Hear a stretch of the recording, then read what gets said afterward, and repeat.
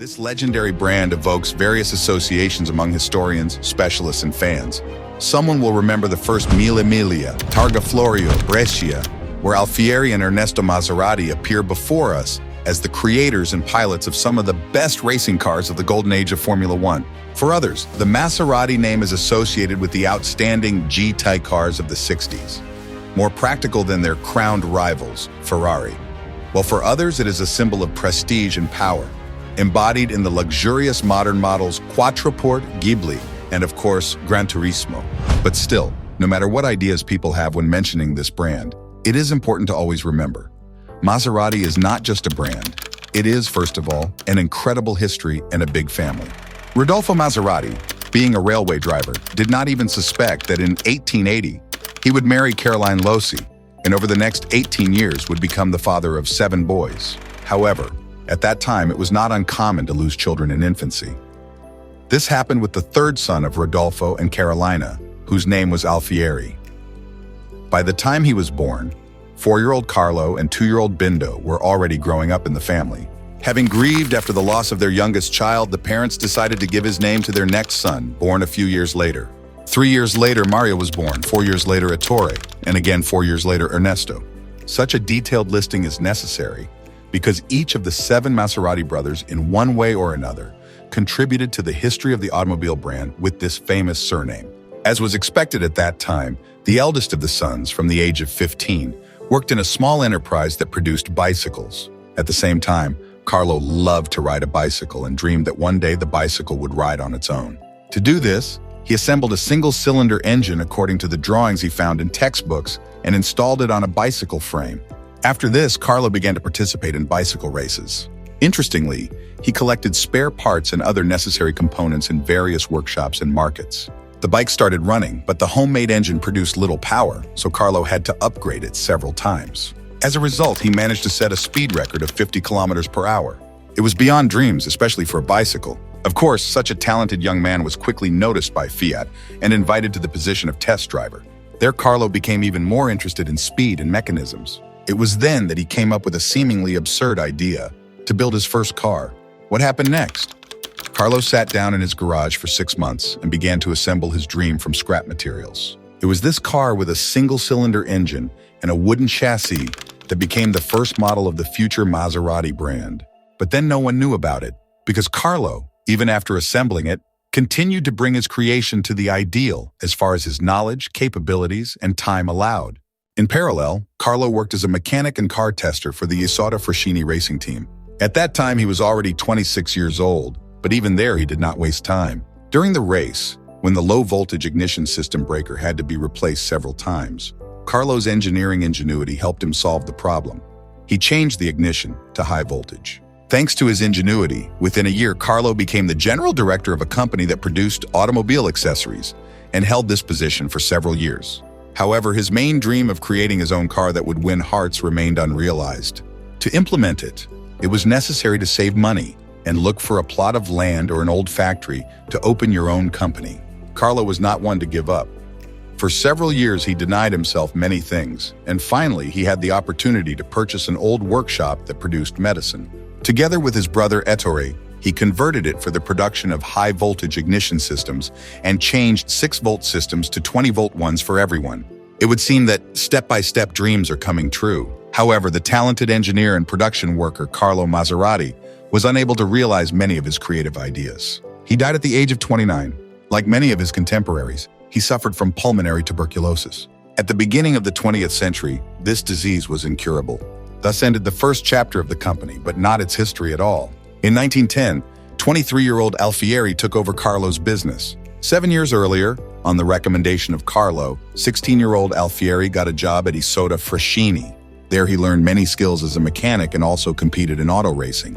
In 1908, FacesofHistory entrusted Alfieri with the driving of the team car, which he drove to 14th place in the Waters Miniature Car Grand Prix, despite a carburetor failure.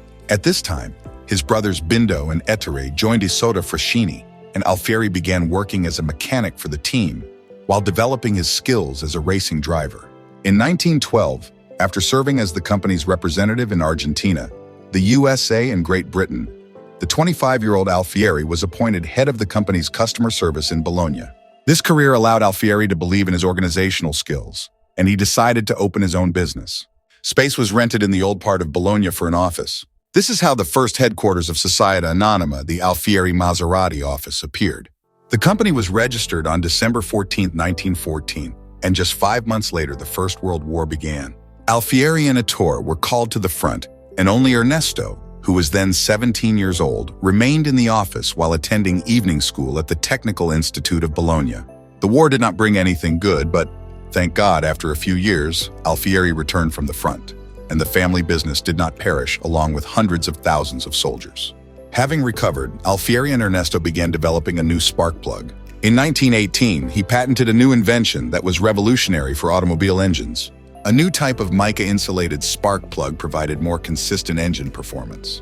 But the brothers, Alfieri, Ettore, and Ernesto, did not forget the dream of their older brother Carlo to create their own car. After some time, they began to work on creating the first family car. At that time, their brother Bindo worked at Isotta Fraschini, and Mario, who had nothing to do with cars, was an artist. It was to him that Alfieri entrusted the development of the Maserati brand logo.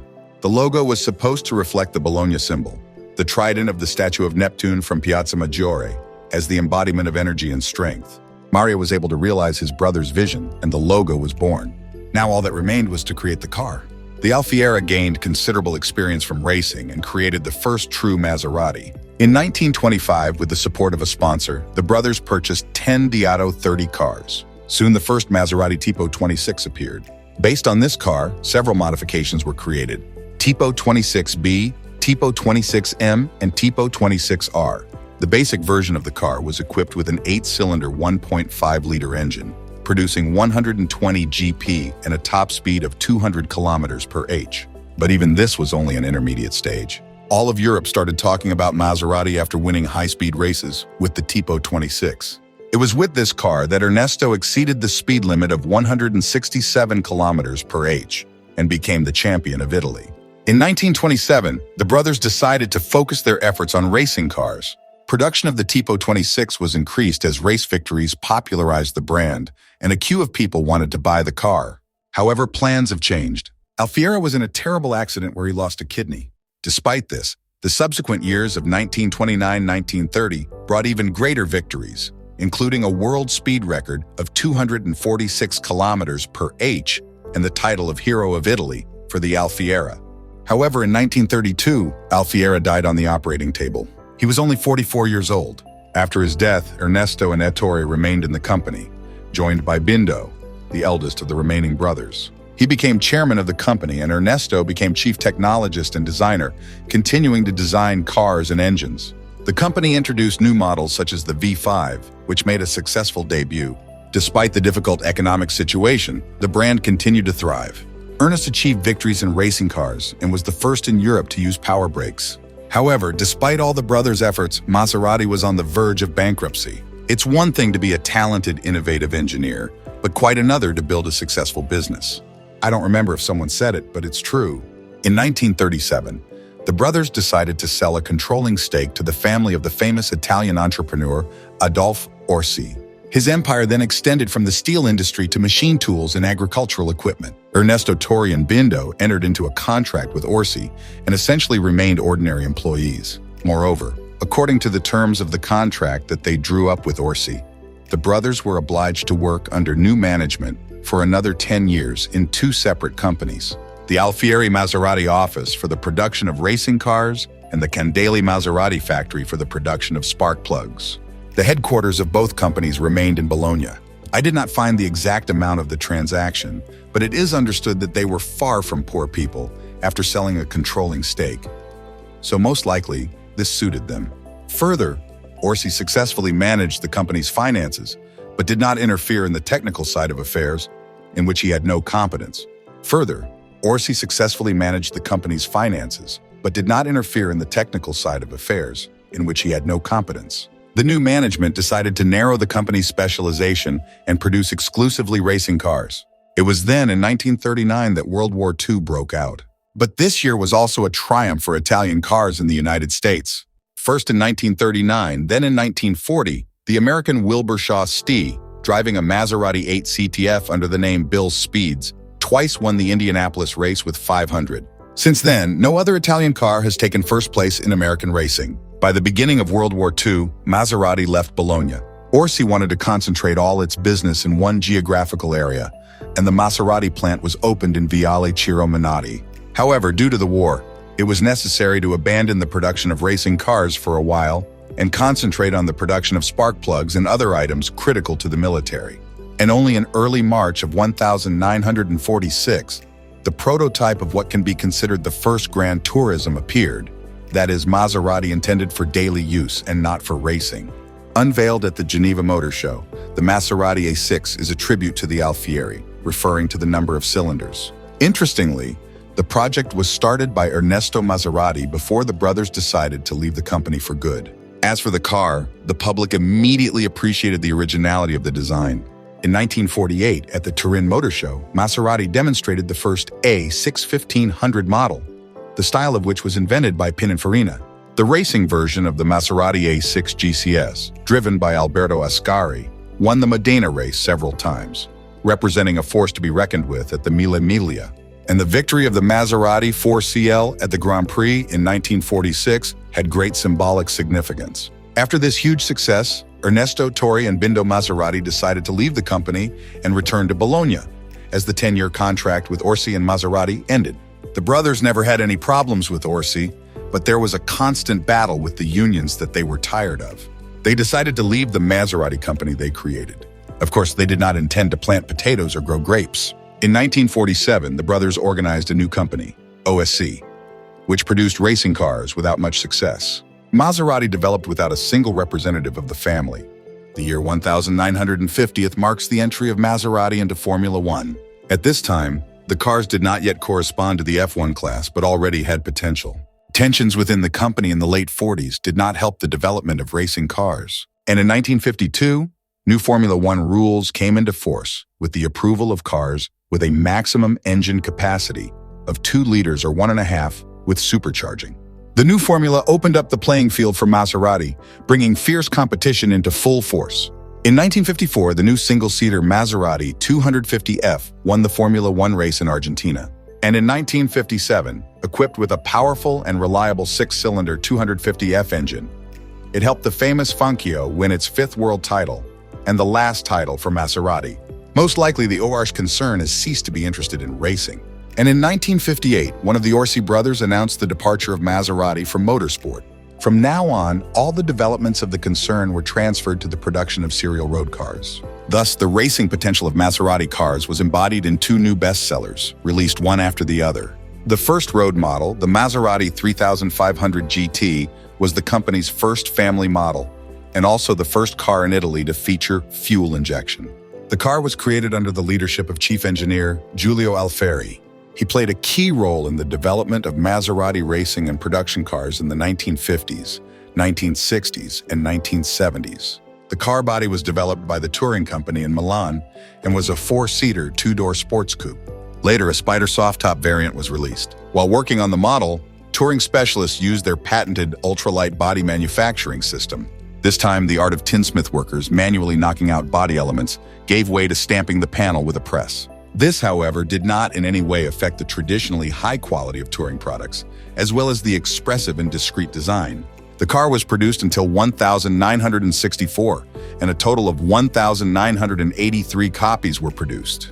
This car was purchased mainly by people from high society, among whom were Prince Rainier III of Monaco, Anthony Quinn, and Alberto Sordi, and many other famous, rich, and famous people. By the way, it was thanks to the Maserati 3500 GT that the company managed to quickly get out of the difficult situation that already reigned in Maserati at that time. There was even talk that it was not at all profitable to produce cars, and therefore some facts indicated that Maserati could completely sink into oblivion. But as you can see, the brand now exists successfully. At this point, Maserati still had a small but valuable supply of V8 engines for its 450S race cars. This prompted the company to create the 5000 GT. The first show of the new car took place at the 1959 Turin Motor Show. This car developed truly fantastic speed. There is even a known case when an auto journalist, during one of his trips with the company's test driver, was shocked to see that the speedometer needle was near the mark of 280 kilometers per hour. And this is the speed the Maserati 5000 GT gave on an ordinary highway. The same journalist never got into a Maserati again. At that time, the Maserati 5000 GT competed with the Ferrari 512. It was sold at a huge price, and the first copy went to the Shah of Iran. All the rest were bought up by the cream of society, who were not deterred by the indecently high cost of this car. In Italy, the Maserati 5000 GT was produced until 1964. Well, now this car gathers its admirers at retro exhibitions, and of course is highly valued among collectors. In the early 60s, Maserati cars stood out from other prestigious brands thanks to their powerful speed. At the same time, they greatly lacked luxury and comfort, which is why the circle of buyers was not very large. Then the company's management, in a short time, decided to develop and launch into production new and improved high-speed sedans, Sebring, Mistral, and Quattroporte. These cars retained the dynamics and handling of Maserati, but in their luxury and comfort, they could compete with Rolls-Royce or Bentley, and even surpass them in price. But still, the reluctance of the Forcey brothers to continue to engage in the automotive industry led to the fact that in 1968, the unprofitable Maserati enterprise was sold to Citroën. According to some reports, the deal was worth $54 million, with Adolphe Forcey retaining the nominal position of president. However, Maserati's policy changed dramatically. Cars began to be produced at an unprecedented pace, up to 2 cars a day. True, this was already a conveyor belt, and manual assembly was out of the question. Thus, over the next few years, the prestigious Citroën SM and Merak coupes, a practical but at the same time luxurious crossover, as well as the fast-moving Bora and India, will enter the automobile market. All these models had the basic properties of supercars: comfort, luxury, and of course, speed and power. Under Citroën's leadership, the company improved its financial performance. However, in the mid-70s, the world was gripped by an energy crisis. In 1975, Citroën suffered huge losses and decided to close the Maserati plant altogether. Probably this was already a sign from above that Maserati would sink into summer after all. The company was saved by the fact that it was bought by the State Institute for Development and Assistance to Industrial Enterprises of Italy under the leadership of the famous designer and racing driver Alejandro de Tomaso, who, by the way, was not indifferent to the history of the company and its offspring.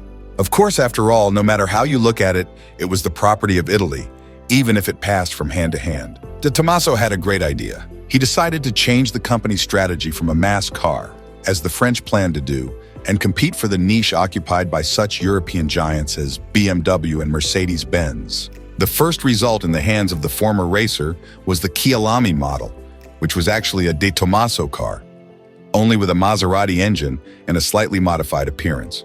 The only problem with this model was the haste and artificiality of its creation.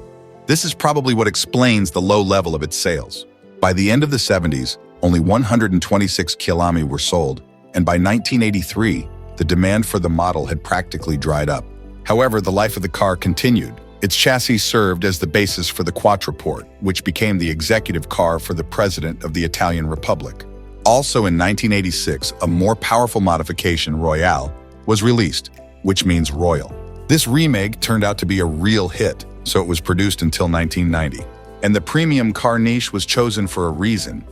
After all, the powers that be from Italy had to have their own car, a real purebred Italian, so the choice fell on Maserati. But this was only the beginning of Maserati's heyday. This was followed by the triumph of the Biturbo, which visually resembled a smaller version of the Quattroporte as the base model of the series. Biturbo became quite inexpensive but retained all the advantages of Maserati.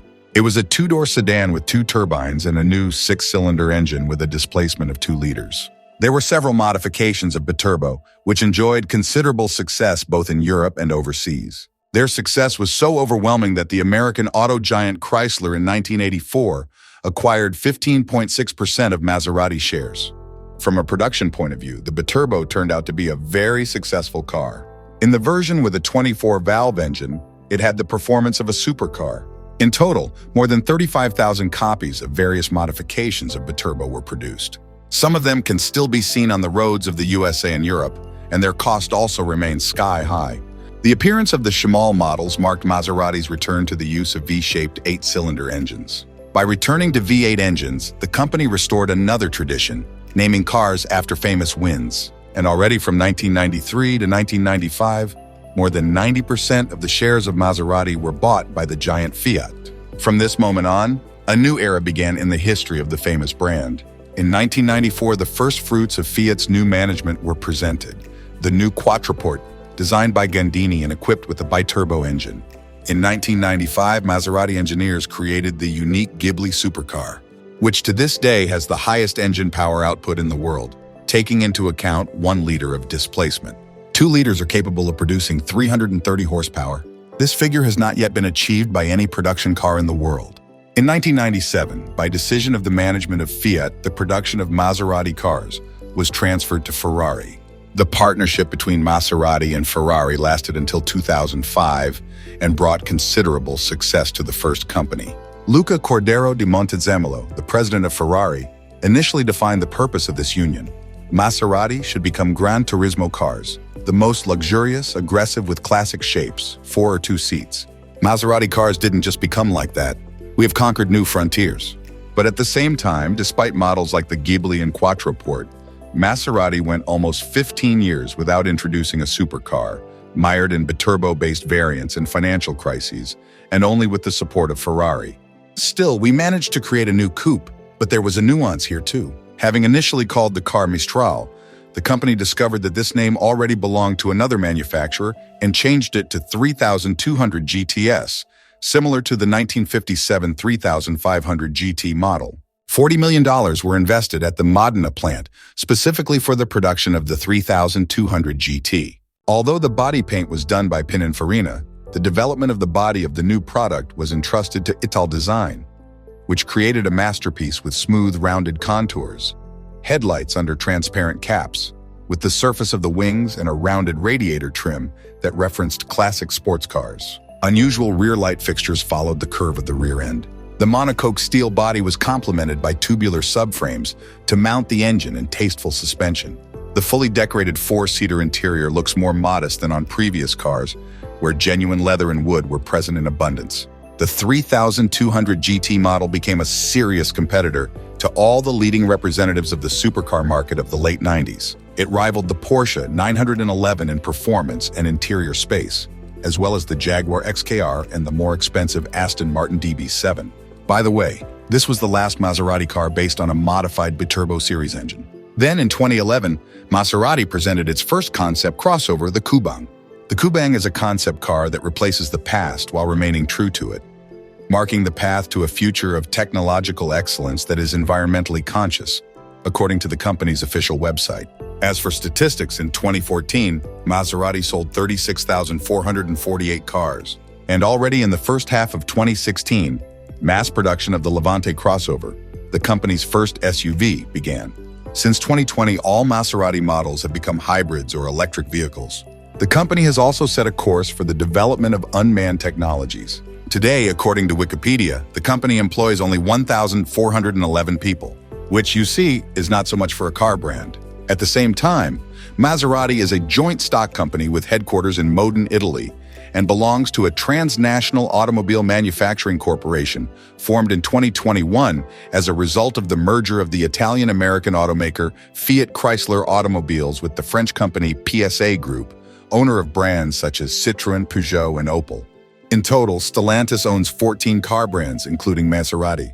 Also, according to the data found, we know that for the entire year 23, Maserati was able to sell only 20,000 of its cars, which is less than in previous years. However, by the 24th year, their sales had almost doubled and continue to grow, due to the fact that the whole world knows what Maserati cars are. We also know that Maserati presented a concept car at the Geneva Motor Show, which was named Alfieri. Thus, the brand decided to celebrate its centenary. Alfieri is an incredibly exciting yet completely realistic and functional prototype that allows us to imagine key design features in future Maserati models. And the already familiar name Alfieri, which was given to a striking new design concept, belonged to one of the most famous Maserati brothers, whose engineering genius led to the founding of Officine Alfieri Maserati in Bologna more than a century ago. Thus, having laid the first brick in the construction of the company back in 1914, the Maserati brothers could not imagine that their brainchild would survive the century mark and live long after their death. And even though it has nothing to do with the company, and the Maserati family now, history nevertheless remembers who it owes to for these wonderful cars. In general, friends, this seems to be all I wanted to tell you today. I hope I didn't bore you too much. I would be grateful if you support the video with a like. The most important thing, take care of yourself. See you soon and bye.